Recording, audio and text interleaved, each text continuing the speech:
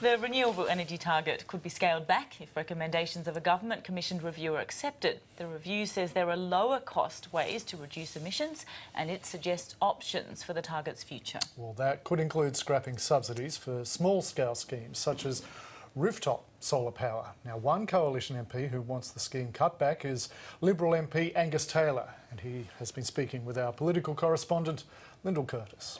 Angus Taylor, welcome to ABC News 24. Now, this report has found that the renewable energy target is lowering prices, reducing emissions, creating jobs, and it's being efficiently administered.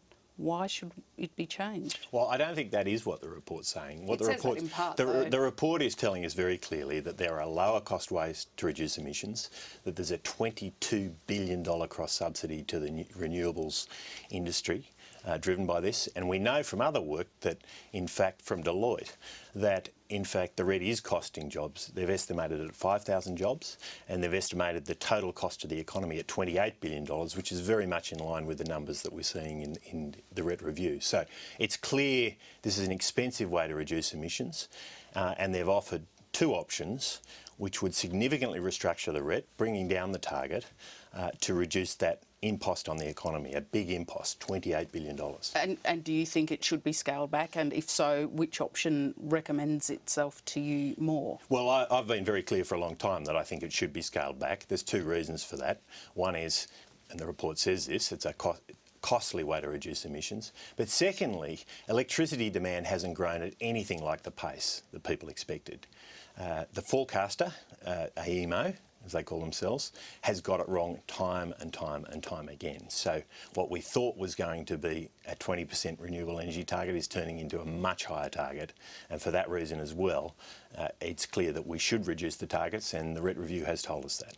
There would be some in the coalition who want the target abolished. If there are lower cost ways of reducing emissions, why should the target stay in any form? Well, the review also tells us that we should respect investments that have already been made, and I think that's a good Liberal principle, and it's certainly one I adhere to. So there have been very significant investments made in good faith, and we should respect them. So, you know, it's important to make sure that in the restructure, that historical investments have a chance to get the returns that they, on good faith, thought they would be able to. Making changes, though, would hit the chance of new investment, wouldn't it? No. Is this scaling back an industry that is still in its very early stages? Well, we're not here to build an industry. We're here to reduce carbon emissions. That's what this debate is about, and it's a very, very important debate because we need to reduce carbon emissions. That's the objective of the exercise.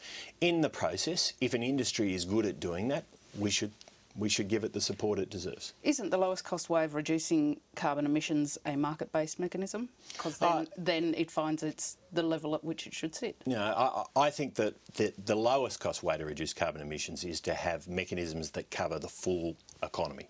A broad-based mechanism, and direct action, one of the great virtues of direct action is it gets beyond the electricity grid, and it is able to include initiatives like soil carbon abatement and so on, which are incredibly important, and we know low-cost ways to reduce carbon emissions. So that's why we need to have a broad-based mechanism, and that's what direct action does. The report does say that the renewable energy target is exerting downward pressure on electricity prices because it's contributing to almost an oversupply of electricity. It also says that wholesale electricity prices will rise in the future. Would that come as a surprise to people who are expecting electricity prices maybe not to go up by so much or to fall because the carbon tax is gone? Well, let's clarify what the report says. You must distinguish between wholesale prices and retail prices. Consumers out there buy at retail prices. That's what counts. And what we should be looking at here is retail prices. Now, what's very clear is the RET has been and is continuing to put upward pressure on retail electricity prices, and I'm very firmly of the view that will continue. The important point here is there is a $28 billion impost on the economy, Deloitte tells us, and it's being shared by electricity consumers, small businesses, big businesses in some cases, but also a whole range of players in the economy who, you know, use energy in all sorts of ways. So that is a big cost. The retail electricity price is the one to look at to work out how that's being passed through. August Taylor, thank you very much for your time. It's a pleasure.